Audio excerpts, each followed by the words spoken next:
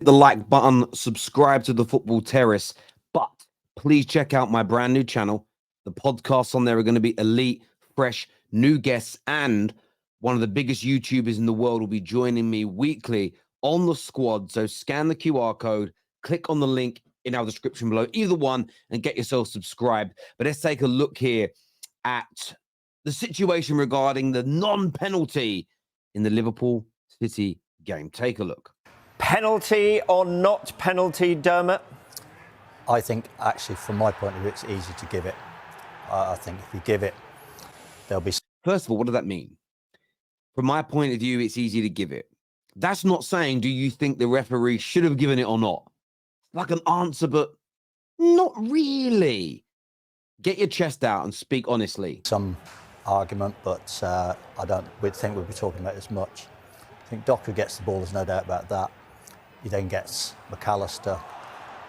The argument is, does getting the ball negate a penalty? Well, we saw at Bournemouth, no. Michael Oliver fed back to the VAR. He's convinced that Doku gets the ball. He's right. The VAR's a look.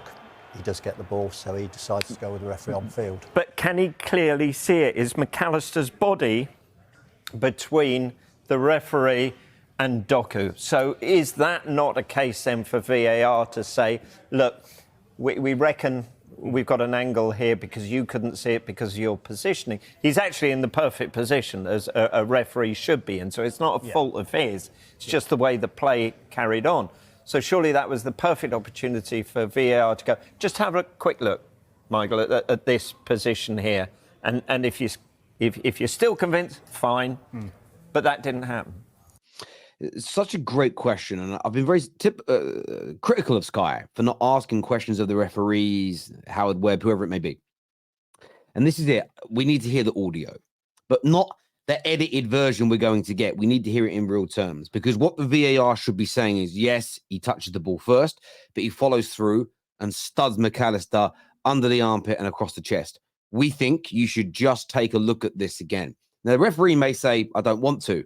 He got the ball. As long as you're telling me he's got the ball first, I don't want to look at it again. At least then we can see that they're trying to come to a consensus of the right decision. What it feels like being said here is, well, the referee has said, I think Doku gets a touch of the ball. VAR says, yes, he does first. And they go, okay, nothing to see here then. That isn't how we should be refereeing games.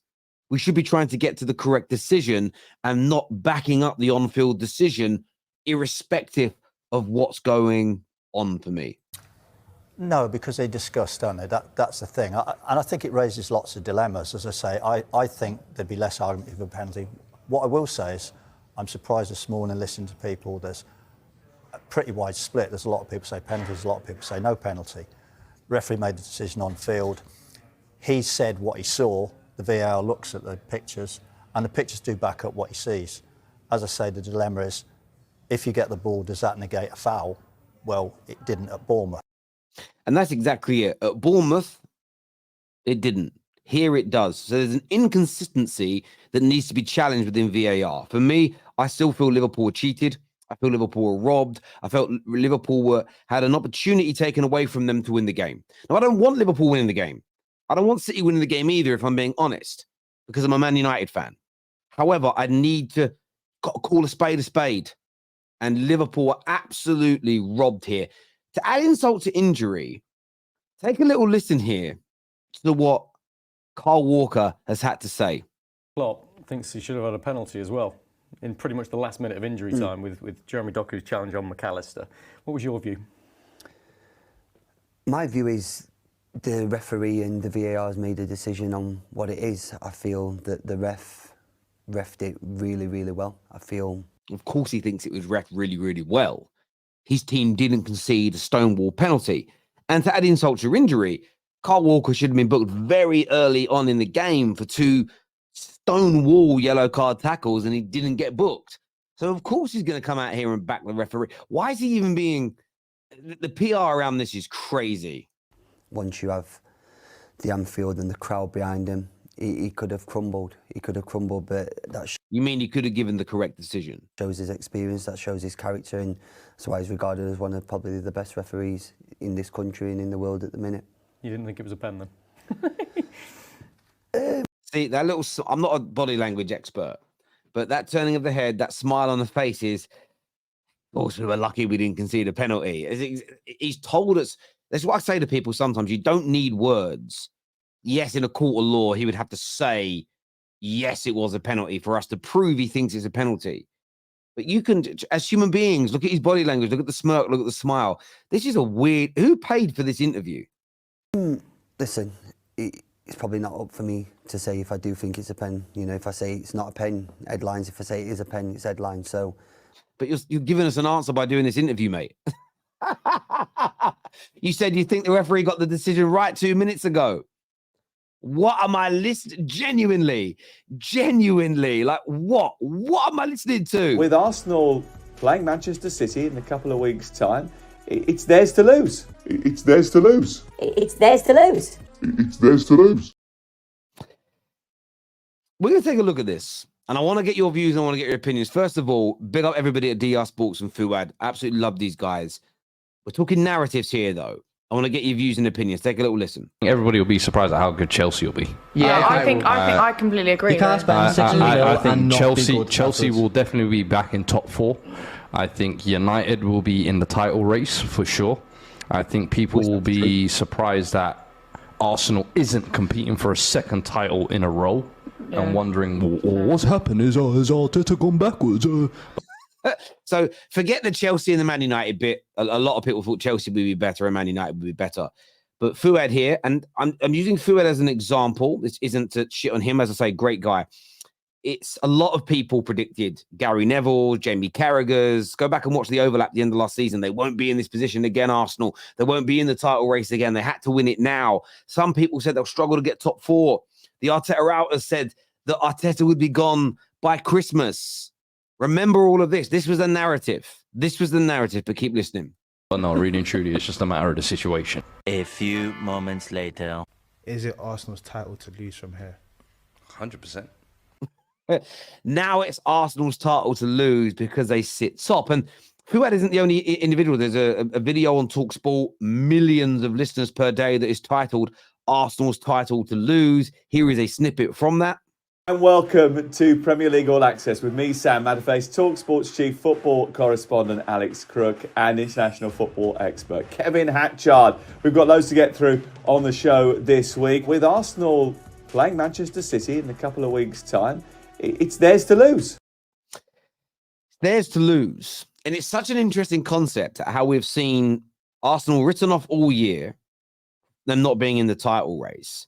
There was a clip that, even from our own football terrace, that the likes of Tom Little and Ram saying that Arsenal last season were nothing other than a flash in the pan, nothing other than sort of one season wonders that didn't even deliver.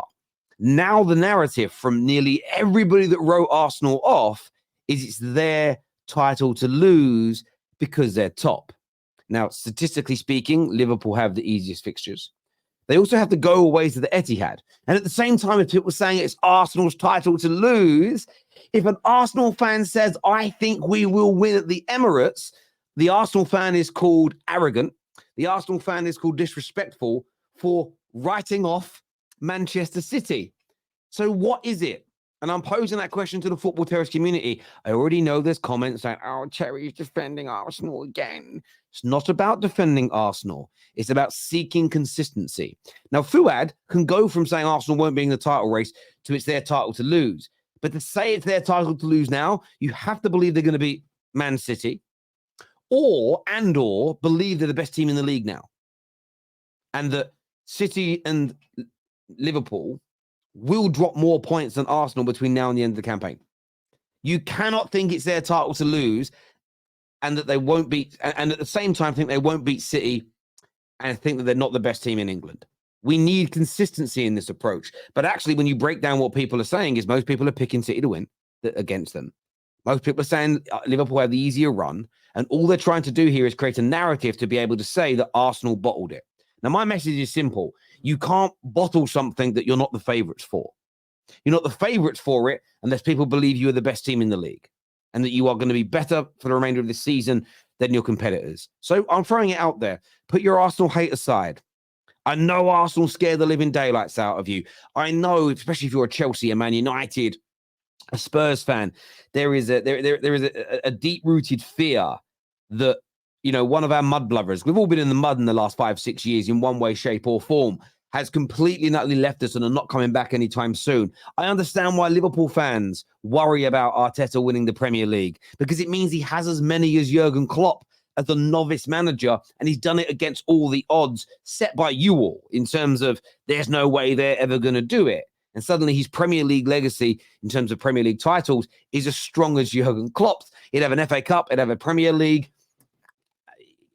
And in terms of Premier League legacy individually, it's up there with him if he has the same amount of Prems as him. And he's going to be remaining here. And I think that worries a lot of Liverpool fans. But I just love the narrative around Arsenal and how everybody changes with the wind. And all they ever try to do really is create a narrative to be able to shit on Arsenal fans and banter them, as opposed to being honest. But and maybe I'm boring for calling it out. I don't know. But it's crazy to see the tables turn so dramatic. It's time to go! The need is some players to play with. I know you can't say that, but I'm saying it. I just think you need more quality around you. For me, he needs to build the team around you. The quality you have. But that come with a few transfer windows, hopefully, once he gets the right players in. Yeah, there's a lot of quality there, like not just me. We've got loads of other players, so hopefully the team can gel a bit more than everyone has seen. One of the most wildest things I've ever seen. I mean, a pundit, ex-manager, ex-player, Tim Sherwood would say, is basically turning around to Cole Palmer and saying, I think you're amazing. The club has got to get rid of a lot of the crap that's out there on the pitch with you and buy better and build the team around you, and they're going places. Part of me thinks fair play. Part of me thinks fair play for actually asking a really tough question. Now, Palmer's not going to sit there and say, I agree with you. He's going to say, we have quality players. He'll probably say things to the effect of, we'd like even more players of a higher quality. But I do think it's a fair point. Like, Cole Palmer has been amazing for Chelsea this year. Without him, where would they be? 15th, 16th in the league? They would never have got to a League Cup final. They wouldn't still be in the FA Cup. This man has been such an amazing signing. And when you look at Man City, I'm not saying they're struggling per se, but I look at it and think they could probably do with Cole Palmer in their team right now. I genuinely could do with Cole Palmer in their team. When you look at Grealish's season, Doku's season as an example, all the other sort of attacking style midfielders that have come in to replace Gundogan, they really should have stuck with this guy.